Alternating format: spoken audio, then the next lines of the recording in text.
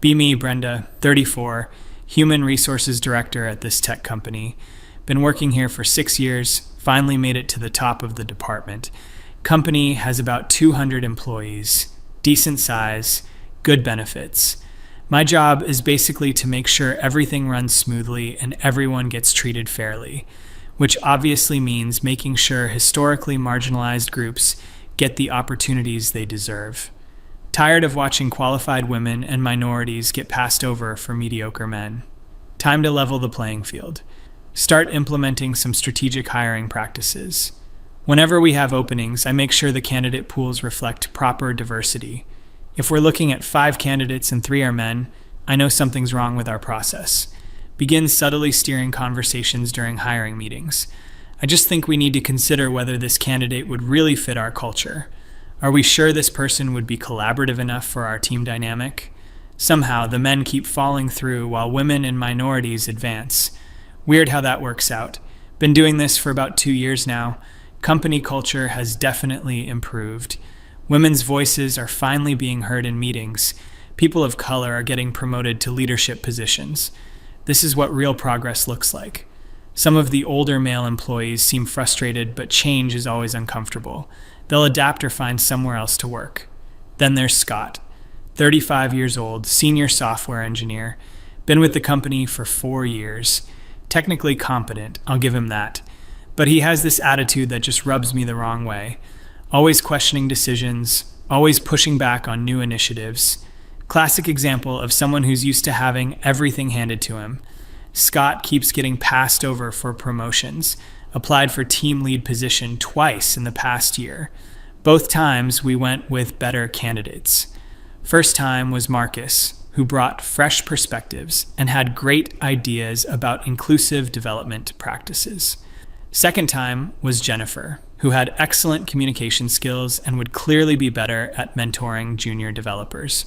Scott didn't take either decision well, keeps asking for specific feedback about his performance, like I have time to coddle his ego. Notice Scott's been getting more vocal in meetings lately, questioning budget allocations for our diversity and inclusion training, making comments about merit-based decisions, using those coded phrases that really mean, I don't think women and minorities deserve opportunities. His whole demeanor screams entitlement, acts like he's owed something just for showing up and doing his job adequately. Decide it's time to start documenting Scott's problematic behavior. Begin noting instances where he's not fully supportive of team initiatives. When Jennifer suggested we use more inclusive language in our code comments, Scott said it was unnecessary. When Marcus proposed a new algorithm that would reduce bias in our recommendation system, Scott said it was over-engineered, clearly not a team player, creating a hostile environment for his colleagues. Call Scott into my office for a performance review meeting. Lay out my concerns in professional terms. Scott, I've noticed some patterns in your recent interactions with team members. There seems to be resistance to collaborative approaches and new perspectives. This company values innovation and inclusion, and I need to see more alignment with those principles. Scott looks confused, starts asking for specific examples. What exactly are you referring to, Brenda? Can you give me concrete instances? Classic deflection tactic. Trying to make me do all the emotional labor of explaining why his behavior is problematic. It's not about isolated incidents, Scott. It's about overall patterns and team dynamics. I need to see more openness to feedback and more support for initiatives that benefit everyone. Scott's getting visibly frustrated now. I've always been open to feedback. I've consistently delivered quality work ahead of deadlines. My code reviews are thorough. I help junior developers. I've never had any formal complaints. Still not getting it. Thinks this is just about technical performance, completely missing the bigger picture about workplace culture. Scott, this isn't just about code. It's about being a supportive colleague and embracing our company values. I'm going to need to see significant improvement in these areas moving forward. Place him on a 90-day performance improvement plan. Clearly outline expectations about collaborative behavior and cultural alignment. Scott stares at the document like he can't believe what he's reading. Brenda, this is incredibly vague. What specific actions do you want me to take? How am I supposed to measure embracing company values? Over the next few weeks, Scott actually seems to be trying, participating more in meetings, asking questions about diversity initiatives. But there's something fake about it. Can tell he's just going through the motions. Doesn't actually believe in what we're trying to accomplish here. Still has that underlying resistance, that entitled attitude. Probably thinks if he plays along for 90 days, everything will go back to normal. Meanwhile, I'm getting pressure from above about department efficiency. Chief Executive Officer wants to see some cost-cutting measures. Perfect opportunity to address the Scott situation. He's one of the higher-paid engineers, and his attitude problems make him a liability. Much better to invest in people who actually support our mission. Call Scott in for his final review. Been exactly 89 days since we started the improvement plan. Scott, I've been monitoring your progress over these past 3 months. While I've seen some surface-level changes, I don't feel like there's been genuine growth in the areas we discussed. Scott immediately tenses up. What do you mean? I've participated in every diversity training session. I've been collaborative in all my project work. My recent peer reviews have been positive. It's not about checking boxes, Scott. It's about authentic engagement with our workplace culture. I still sense resistance to the changes we're implementing here. This company is moving in a direction that requires everyone to be fully committed to our values. Pull out the termination paperwork. I've decided to end your employment effective immediately. Scott's face goes completely white. Sits there in silence for probably 10 seconds, then starts speaking in this low, controlled voice that's somehow more unsettling than yelling would be. Brenda, I need you to explain to me exactly what I've done wrong. Because I've followed every guideline you've given me. I've met every technical requirement of my job. I've been professional with all my colleagues. Scott, this really isn't about any single action. It's about fit and cultural alignment. Sometimes these things just don't work out, and that's okay. We'll provide you with a standard severance package and positive references for future opportunities. Try to keep things professional and supportive. No need to make this more difficult than it needs to be. But Scott's not accepting this gracefully. Leans forward in his chair, voice getting louder. No, Brenda, that's not good enough. I want specifics. What cultural misalignment? What resistance? You keep using these vague terms that don't mean anything. I've done my job better than most people in this company. Scott, I understand you're upset, but this decision has been made. I'd appreciate it if we could handle this transition professionally. Scott stands up abruptly. Professional? You want to talk about professional? You've been targeting me from day one because I don't fit whatever narrative you have in your head. This has nothing to do with my performance or my attitude. This is about you wanting to get rid of people who don't look like your preferred candidates.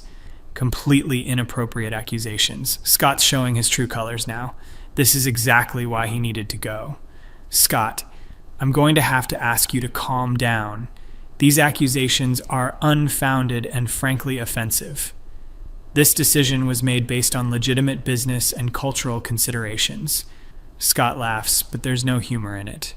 Cultural considerations. Right. Is that what we're calling discrimination now?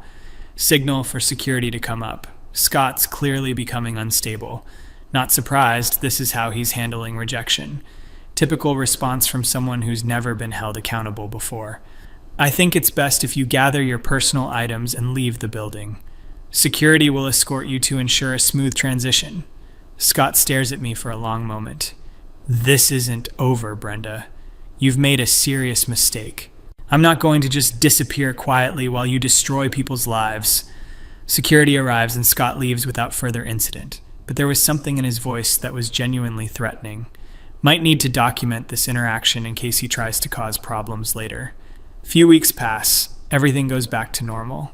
Scott's replacement is Maria. Fantastic hire with great energy and fresh perspectives. She's already contributed more innovative ideas than Scott did in his entire tenure. Team dynamics are so much better without his negative presence. Proves my decision was absolutely correct. Then start getting calls from some lawyer. Keeps leaving messages about investigating potential workplace discrimination claims. Obviously, Scott hired someone to try to intimidate us. Waste of his money because we followed all proper procedures. Everything was documented. Everything was legitimate. He has absolutely no case. Finally, take the lawyer's call just to get it over with. Guy named David sounds young and overeager. Ms. Brenda, I'm representing Scott in a potential employment discrimination case. We're conducting a thorough investigation into the circumstances surrounding his termination. I'd like to schedule a time to discuss the matter with you. David, I appreciate the call, but there really isn't anything to discuss. Scott was terminated for legitimate performance and cultural fit reasons. All proper procedures were followed, and the decision was well documented. If Scott wants to pursue legal action, that's his choice, but he won't find any wrongdoing on our part.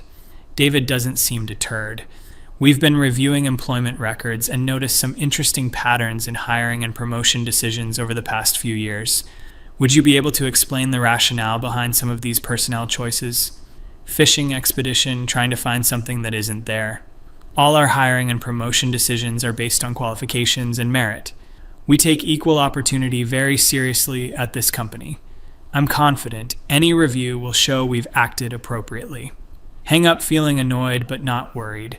Scott's just wasting everyone's time and money. Probably thinks he can pressure us into some kind of settlement. Not happening. We did everything by the book. Couple weeks later, get another call from David. This time he sounds more serious. Ms. Brenda, we've completed our initial investigation and found some concerning patterns. Over the past 2 years, men have been terminated or denied promotion at significantly higher rates than women. We're prepared to file a class action lawsuit alleging systematic discrimination. Complete nonsense. Probably looked at raw numbers without considering context. David, I think you're misinterpreting normal business decisions as something discriminatory. We've been working to create a more inclusive workplace, which sometimes means making difficult personnel choices. But those choices are always based on legitimate business factors. You're seeing patterns where none exist.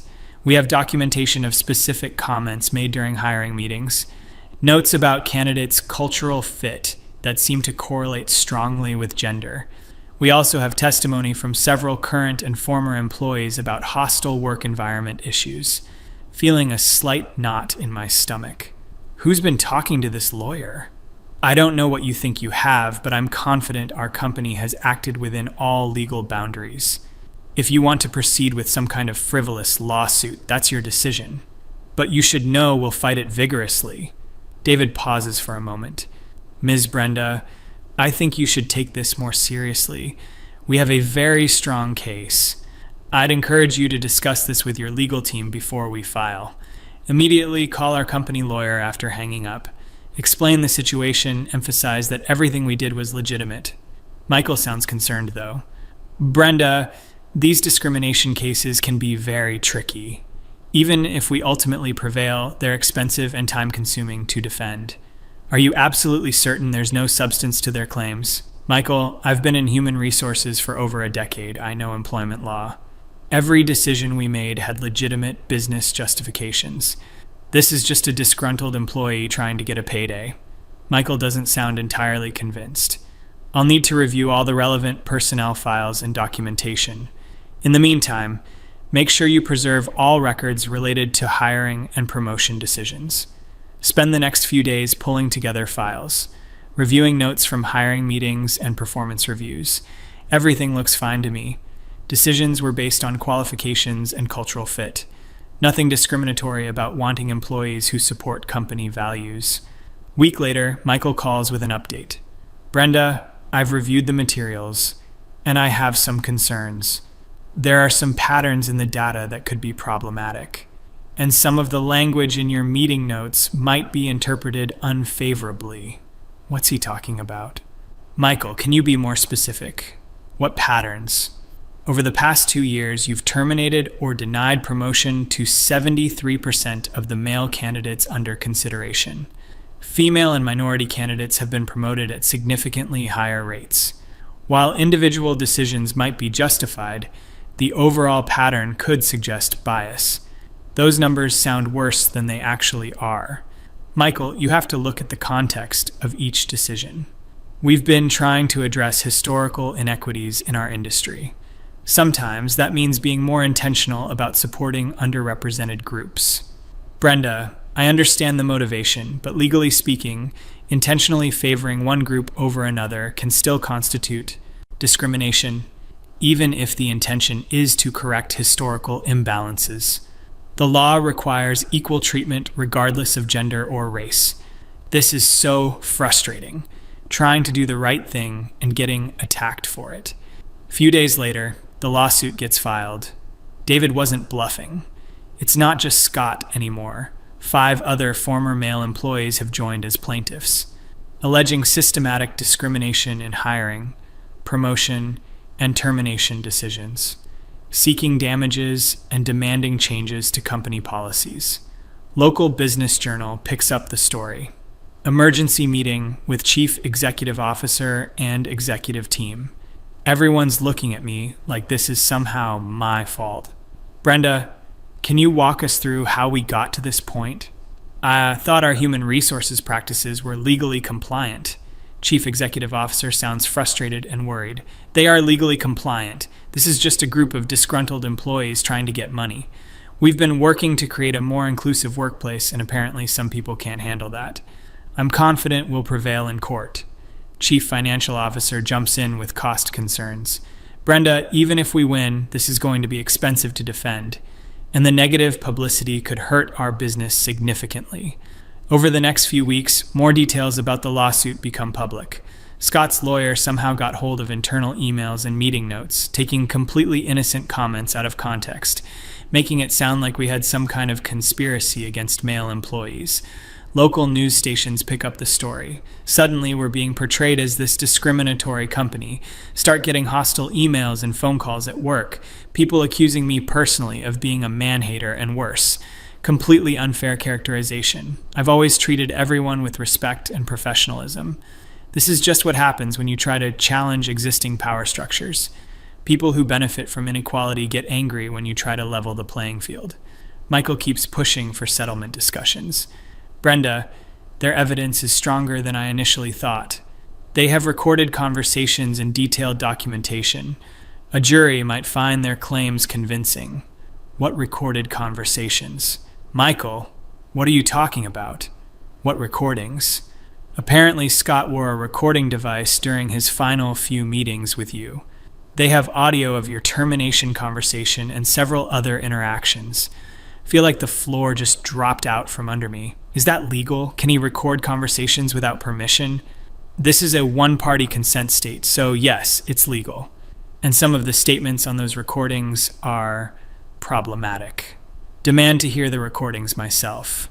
Michael plays them in his office, hearing my own voice discussing Scott's cultural alignment issues, talking about how he needed to be more supportive of initiatives that benefit everyone, discussing his resistance to collaborative approaches. It sounds bad taken out of context, but those were legitimate concerns about his attitude and team dynamics. Brenda, a jury is going to hear those recordings and see a pattern of targeting, combined with the statistical evidence about gender-based disparities in your decisions. This could be a very expensive loss for the company. Still think we can fight this. Michael, those recordings prove we followed proper procedures. I gave Scott clear feedback and opportunities for improvement. Everything was documented and professional. The problem is what's not said explicitly. When you talk about cultural fit and collaborative approaches, while the data shows you're systematically rejecting male candidates, it creates an inference of discriminatory intent. This is so unfair, taking legitimate business language and twisting it into something sinister. Situation keeps getting worse. More former employees start coming forward with complaints. Some current employees are apparently cooperating with Scott's lawyers, providing additional documentation and testimony. Feel like people I trusted are stabbing me in the back. They're mischaracterizing normal human resources decisions as part of some discriminatory scheme. Company's business starts suffering. Several clients express concerns about the negative publicity. Some are threatening to cancel contracts if this doesn't get resolved quickly. Chief Executive Officer calls me into his office looking extremely stressed. Brenda, We need to seriously consider settling this case. The legal costs are mounting and we're losing business. Our insurance company is pushing for resolution. Absolutely not. We can't settle because that would be admitting wrongdoing. This is about principle now. If we give in to these bullying tactics, it sets a terrible precedent. Chief Executive Officer doesn't see it that way. Brenda, this isn't about principle. It's about protecting the company. If we lose this case, the damages could be catastrophic. I need you to work with Michael to explore settlement options. Feel completely unsupported, trying to protect the company from discrimination claims and getting blamed for the whole situation. Over the next few months, discovery process reveals more damaging evidence. Apparently, several employees kept their own records of hiring and promotion meetings, detailed notes about conversations and decisions, emails discussing candidate evaluations, everything taken completely out of context, making normal human resources deliberations sound nefarious. Scott's lawyer, David, starts taking depositions.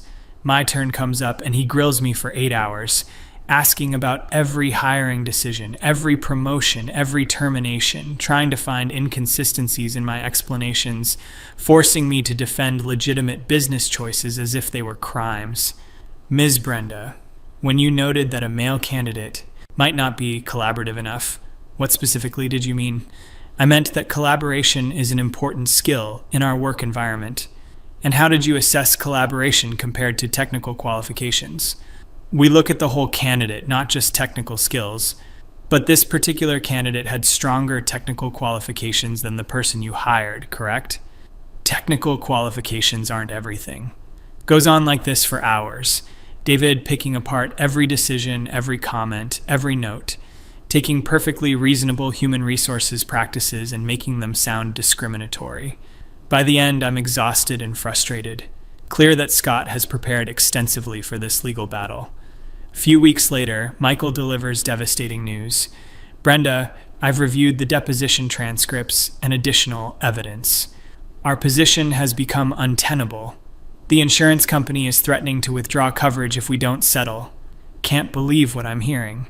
Michael, we haven't done anything wrong. We've been trying to create a fair and inclusive workplace. How is that discriminatory? The law doesn't allow for corrective discrimination, even with good intentions. You can't systematically favor one group over another, regardless of historical context. The evidence shows a clear pattern of gender-based decision-making.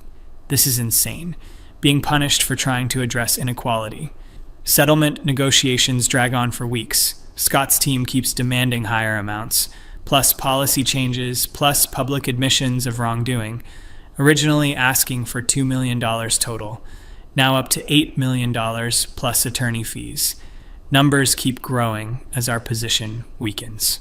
Chief Executive Officer finally reaches breaking point. Brenda, we can't continue fighting this. The legal costs alone are approaching $500,000. We're going to have to settle and move on. Feel completely betrayed. This is exactly what they wanted. They're getting rewarded for making false accusations. Settlement gets finalized at $12 million total. Company has to admit to inadvertent discrimination in employment practices, implement new policies and oversight procedures, provide diversity training for all management staff, plus Scott and the other plaintiffs get individual settlements, money they don't deserve. Aftermath is brutal for the company. $12 million settlement plus legal fees nearly bankrupts us. Several major clients cancel contracts. Stock price plummets. Have to lay off almost half the workforce. Company reputation destroyed in the industry. Chief Executive Officer calls me in for final meeting.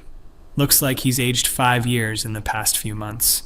Brenda, the board has decided we need to make some changes. Your position as Human Resources Director is being eliminated effective immediately. Of course, they're making me the scapegoat. This whole situation has been a disaster for everyone involved. We think it's best if we part ways. Getting fired for doing my job, for trying to create a fair workplace, for standing up to discrimination. I suppose you're going to give Scott a glowing recommendation too. Maybe invite him back to work here. Chief Executive Officer looks uncomfortable. Brenda, I think it's best if we keep this professional. Try to find another human resources position. Turns out my reputation is completely destroyed in the industry. News about the lawsuit and settlement spread everywhere. Search committees see my name and suddenly decide to go with other candidates. Colleagues who used to respect my work won't even return my phone calls. Financial situation becomes desperate. Legal costs from the settlement weren't covered by insurance. My own legal fees fighting wrongful termination claims. Can't afford my mortgage anymore. Have to sell my house and move to a smaller apartment. Entire life falling apart because I tried to do the right thing. Scott apparently landed a new job within weeks. Senior engineering position at a larger tech company, probably making more money than he ever did before, getting rewarded for filing frivolous lawsuits and destroying a company. Meanwhile, I can't even get interviews for junior human resources positions. Company finally declares bankruptcy 6 months later. Couldn't recover from the settlement costs and lost business. 200 people lose their jobs because of Scott's vindictive legal action. But somehow I'm the one being blamed for everything, as if trying to create an inclusive workplace was the real problem. Still can't understand how everything went so wrong. Followed all proper procedures, made decisions based on legitimate business factors, tried to build a better, more equitable company culture, and got destroyed for it. Scott ruined everything for everyone. His vindictive lawsuit cost hundreds of people their jobs, destroyed a successful company out of pure spite. But people act like he's some kind of hero for standing up to discrimination. Completely backwards world we're living in. Meanwhile, I'm working retail jobs to pay rent, getting paid $15 an hour to fold clothes and ring up customers, watching my entire career disappear because I had principles, because I wasn't willing to perpetuate systemic inequality, because I tried to make real change instead of just talking about it. Think about Scott sometimes, probably sleeping great at night with his big settlement check, while I'm struggling to survive. Never faced any real consequences for destroying so many lives. Legal system rewarded him for his entitlement and vindictiveness. Still don't regret fighting for what's right, even if it cost me everything. Would make the same decisions again. Someone has to stand up to inequality, even if the personal cost is devastating.